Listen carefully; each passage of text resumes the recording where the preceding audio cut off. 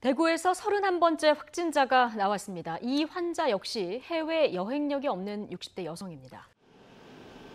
지금 빵업비는 빨리 해야 될 것 같아요. 지금 대구가 너무 폭발적으로 저희가 2월에 이 화요일부터 그 31번 확진자 때문에 막 확산되는 게 이제 그 시기였고, 그래서 저희도 이제 코로나 비상 체계를 한 20일부터 이렇게 쫙 가지고 있거든요. 주택에 입주하신 분들 대부분이 80% 넘게 발달장애인 당사자 분들이시고, 그러다 보니까 활동지원 서비스 시간이 되게 적거든요. 그러다 보면 혼자 있는 시간도 많아지고, 그리고 지금 코로나 이 사태에 대해서 뭔가 명확하게 인지하시는 게 많이들 조금 어려우신 것 같더라고요. 정말 거리에 사람이 하나도 없네요. 그죠? 맞아, 여기 동대구역 앞에서 제일 번화가인데, 그러니까 진짜 대구 사람들 외출 많이 하더라고요.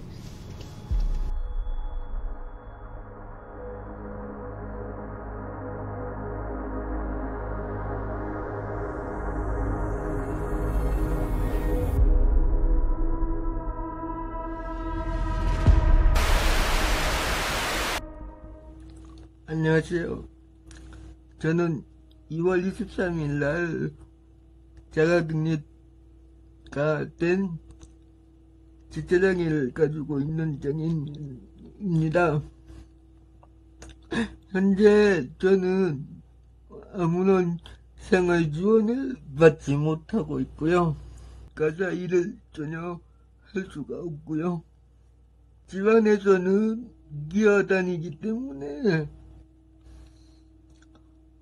무릎이랑 발이랑 너무 아픕니다.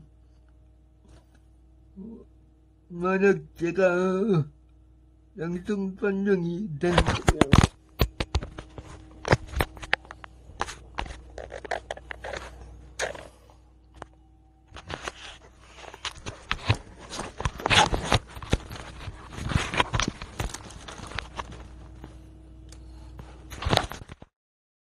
활동지원 없이 자가격리 들어가야겠다라고 생각하신 이유는 뭐예요? 일단 지원 이력이 없었고요. 긴급하게 자가격리자에게 들어올 사람이 없었던 거죠. 그리고 이제 제가 이제 거부를 했어요. 직구도 상 저 포함해서 2명이서 같이 살 수가 없어요. 2m 거리를 쭉 둬야 된다고 얘기를 하잖아요. 근데 이제 제 침대에서 주방까지가 2m거든요. 씻겨주고 밥도 차려주고 옷도 입혀주고 그러려면 솔직히 이제 30cm 거리가 더 가깝게 되거든요. 저 때문에 이제 또 걸릴 수도 있잖아요. 네. 정부에서 오는, 그리고 구청에서 오는 물품들 중에 제가 사용할 수 있는 물품이 거의 없습니다. 그래서 집에 있는 것과 미리 준비해도 물품으로 생활하고 있습니다. 이제 저녁을 먹으려고 합니다. 자가격리 기간 동안 너무 답답하고 혼자서 할 수 있는 게 많이 없어서 제 자신이 작아지는 느낌이 들었습니다. 그래도 이렇게 장애인단체나 민간단체에서 도시락이라도 갖다 주셔서 저녁을 먹을 수가 있네요. 2월 23일쯤에 대구 사람장애인 자립생활센터에 활동지원사 확진이 되면서 사람센터가 이제 거의 장애인 한 13명 정도가 자가격리가 막 이루어지는 상황이었고,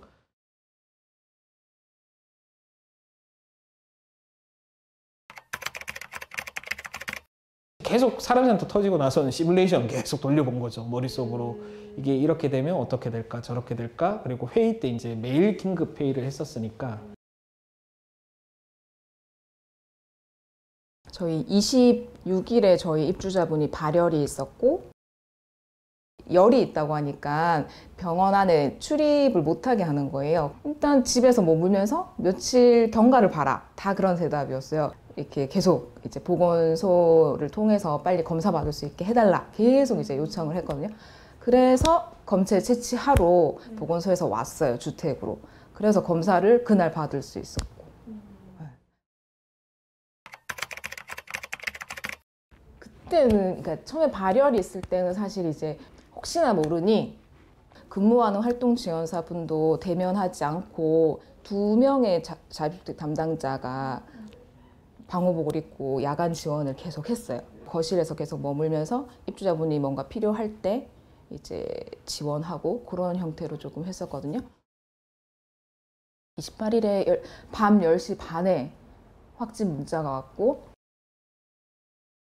긴급회의를 밤 11시 긴급회의하고 대구시랑 새벽 한 1시쯤에 통화를 했는데 그러니까 처음에는 입원이 아예 안 된다. 밀려 있어서 대기자들이 너무 많다. 그러니까 그냥 집에서 방호복 입고 너희들이 들어가라. 이게 최선이다. 이런 것들. 네, 이게 최선이다라는 결론이 나온 거예요. 그러니까 그러면 이분은 혼자 있고 이런데 어떡하냐 하니까 보건소에서 이제 세심하게 조금 뭐 방호복은 어떻게 착용해야 되고 어떻게 폐기해야 되고 소독은 어떻게 해야 되고 이런 것들을 그냥 저희한테 알려주고 저희가 그냥 감행하는 거죠. 이런 상황이 되다 보니까 아 이거 진짜 답이 없겠구나라는 생각들이 너무 많았었고 한 팀은 그렇게 이제 동거하시는 분의 짐을 싸서 이제 임시 거주지로 이동을 했고 태연님도 혼자서 자가격리 14일을 그 공간에서 혼자 지내기는 매우 어렵기 때문에 생활 지원이 필요했고 근데 저희 이제 상근자가 그렇게 또 하겠다 이렇게 마음을 내서 그렇게 생활 지원을 좀 하게 된 것 같아요. 또 한 팀은 이제 그 집에 머무르셔야 되잖아요. 그런데 이제 머무르려면 누군가는 또 지원이 필요하고 그 주택의 담당자가 어쨌든 마음을 내서 본인이 방호복을 입고 그렇게 하루 동안 그렇게 확진자를 지원을 했어요. 그러다가 8인실 그 병상이 있다. 그래서 이제 지원자 없이 혼자 이제 가방 싸서 그렇게 119 이제 차를 타고 이렇게 이동을 하셨고 일주일 정도 지나서 의사랑 통화가 됐는데 이미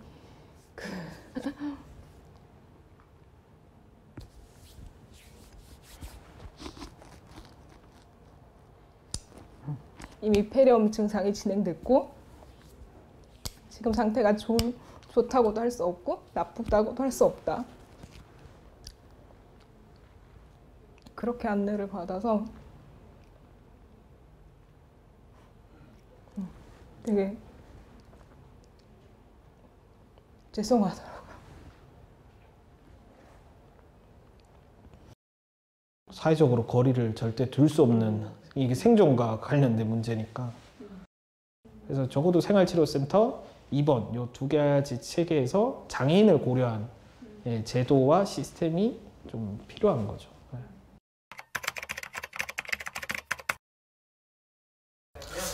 아마 한 7월 10일경이었을 거예요. 최초 확진자에서 총 6명이 감염이 되었고요. 6명 감염에서 자가격리자가 한 54명 정도 나왔던 것 같아요. 이 6명 확진자 가운데 3명이 중증장애인이에요. 병원에 이제 입원하기 위해서 접근권이 좀 가능한 병원을 찾다 보니까 비장애인보다 훨씬 많은 시간이 소요됐어요. 아마 그때 아침에 확진이 이제 받았는데 저녁 때인가 그때 들어갔던 것 같아요.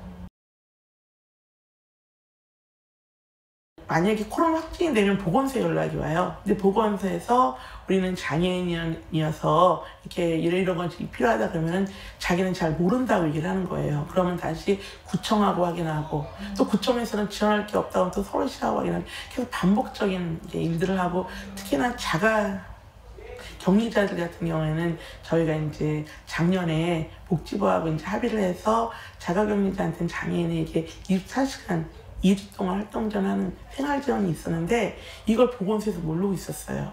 그래서 장애인이 자가격리 판정이 되면은 24시간 활동 지원을 판정을 내려줬는데 보건소에서 그게 안 돼서 그럼 확인하고 특히나 54명 중에 한 20명 정도가 중증 장애인이었어요. 근데 이분들이 8구에 걸쳐 있는 거예요. 각 구마다 보건소에 각각 연락을 해야 되고, 사실은 이제 이런 것이 경험이 있어야 근거가 있는데 전혀 연락받은 게 보건소 담당자는 없다 보니까 한꺼번에 이제 많은 사람이 이제 자가격리자가 나타나니까 많이 힘들었어요. 그래서 어떤 분은 자가격리 3일 동안 혼자 방치된 경우도 있었고.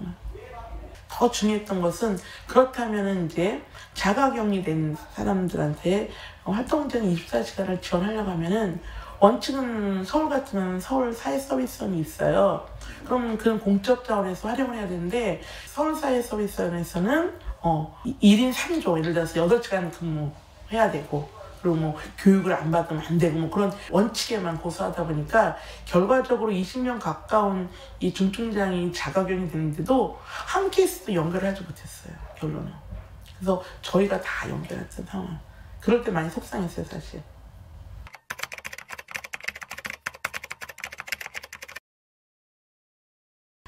메르스 발생 당시에 병원 응급실에서 그 메르스 확진자가 발생을 해서 그 병원의 심장 투석을 위해서 이제 자주 그 병원에 이제 다니시던 중증장애인 두 분이 이제 자가격리를 하셔야 되는 상황이 됐어요. 두 분 다 평상시에는 활동지원사라는 일상생활을 지원해주는 사람이 있었는데 이 자가격리자가 되면서 지원이 끊기고 너무나 어렵게 14일이라는 기간을 보내야만 했었어요. 그래서 중증장애인 분이 혼자서는 일상을 전혀 유지하실 수가 없었기 때문에 그래서 결국 그분은 자기가 이제 투석을 받았었던 또 확진자가 나왔던 그 병원에 결국 입원을 자발적으로 하실 수밖에 없었어요. 입원을 한 상태에서도 제대로 된 이 지원을 받으실 수가 없는 상황이어서 병원 생활 역시도 굉장히 어렵게 시간을 보내셔야만 했어요. 이런 심각한 상황들이 다음의 감염병 상황에서도 다시 발생이 될 거다라고 예상이 되었기 때문에 이 부분에 대한 체계를 만들기 위한 소송을 진행하기로 했고 그래서 두 분을 원고로 해서 이 소송을 제기하게 되었습니다. 하지만 그 이후에 5년여간 소송이 진행되면서 복지부 앞에 가서 기자회견도 진행을 하고 면담도 요청을 하고 했지만 그 보건복지부의 질병정책과에서 거기에 대해서 전혀 답변하지 않았고 그렇게 5년이 흐른 다음에 지금의 코로나 상황이 발생을 하게 된 거였습니다. 그래서 이번에 코로나와 관련한 장애인의 대응은 뭐였냐면 단계를 밟는 것에 대해서 하나하나씩 문제 제기를 하면서 해결해 나가는 방식이었어요. 예를 들면 질병관리본부에서 감염병 관련한 브리핑을 하는데 수어 통역이 전혀 없는 거예요. 그래서 수어 통역을 세워라 라고 막 문제 제기를 했어요. 코로나 바이러스 감염증 19 국내 발생 현황에 대해서 말씀드리겠습니다. 3월 29일 현재 총 누적 확진자 그리고 1339라는 그런 이제 상담 대응하는 번호를 만들었는데 청각장애인이나 언어장애가 있는 사람은 전혀 그 번호를 이용할 수가 없는 거예요. 그래서 이거에 대한 대책을 마련해라 막 얘기를 하고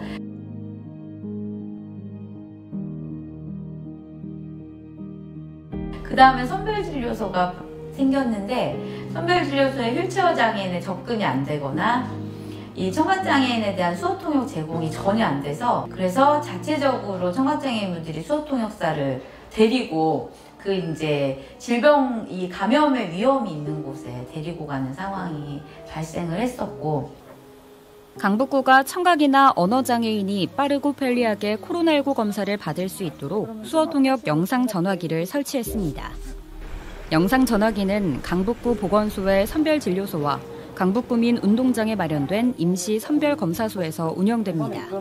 그 다음에 이제 마스크를 공적으로 배포한다고 하면서 갑자기 이제 장애인의 경우에 누가 대신 마스크를 수령할 수밖에 없는데 그걸 가족인 경우에만 마스크를 수령할 수 있도록 해서 그러면서 결국 이제 마스크를 받지 못하는 상태가 되고 거기에 대해서 또 강력하게 문제 제기를 하니까 이제 각 이제 주민센터에서 장애인분들에게 마스크를 나눠주시는 상황이 발생을 하고 그 다음에 확진자가 발생을 하니까 병원이 이제 장애인은 그 확진에 대한 간호뿐만이 아니라 일상 지원도 병원에서 해주는 사람이 필요한데 근데 그런 체계는 전혀 되어 있지 않아서 장애인분만 그냥 병원에 입원을 시켜놓은 상태에서 그냥 놔두는 상태가 돼서 장애인분이 치료를 받으러 들어갔지만 일상 유지를 할 수 없는 그런 상황이어서 또 이 부분에 대한 대책을 마련하라는 이야기를 계속 해야 됐고 이 치료센터나 이런 것들이 편의시설이 안 돼 있어서 병원이나 치료센터 이쪽으로 이동을 하지 못해서 갈 곳이 없어서 확진을 받고도 집에 며칠씩 있어야 된다거나 이 건건이 전부 다 단 하나도 대책을 가지고 있지 않아서 계속 문제 제기를 하면서 이 코로나 상황을 모두 견뎌내야 되는 상황이었어요. 저희가 이 코로나 기간 동안 수많은 기자회견을 진행을 했어요. 네. 복지부에 문제 제기하는 거 앞에 찾아가서 대응하는 것부터 시작해서 강력한 문제 제기와 기자회견을 수차례 진행을 하고 수차례 성명서를 발표하고 이런 과정들이 계속 있었고 사실 중간에 조금씩이라도 내용이 바뀔 수 있었던 건 이런 이제 싸움의 과정이 있었기 때문이었죠. 아마 이게 없었으면 전혀 이제 하나도 바뀌지 않았을 거예요.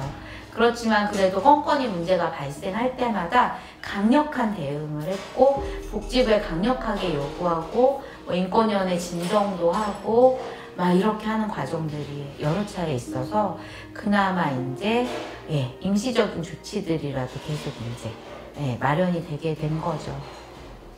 근데 이제 문제는 이 감염병의 상황에 이제 더 지원을 받아야 되는 사람들이 훨씬 더 위험에 처할 수 있잖아요. 코로나도 처음에 이제 사망자는 정신병원에서 발생을 했거든요. 정신병원의 열악한 상황이 그대로 반영이 되었고 이후에 이제 장애인 거주시설이나 이런 곳에 열악한 상황이 그대로 감염병 상황에 부족한 의료 체계나 환경이 이제 드러났지만 문제는 그런 상황이 있었음에도 불구하고 결국에는 이제 알려지고 보여지는 내용은 숫자를 중심으로만 파악이 되고 그 안에 어떤 사람이 있는지에 대한 고민을 하지 않는 상황인 거죠. 그래서 실제로는 교훈을 가지고 우리 사회의 이런 위급 상황에 이제 어떤 부분에 더 신경을 써야 할지가 고민이 되어야 하지만 저는 여전히 그 고민이 안 되고 있다고 생각이 돼요. 그게 지금 저희가 가장 걱정하는 부분입니다.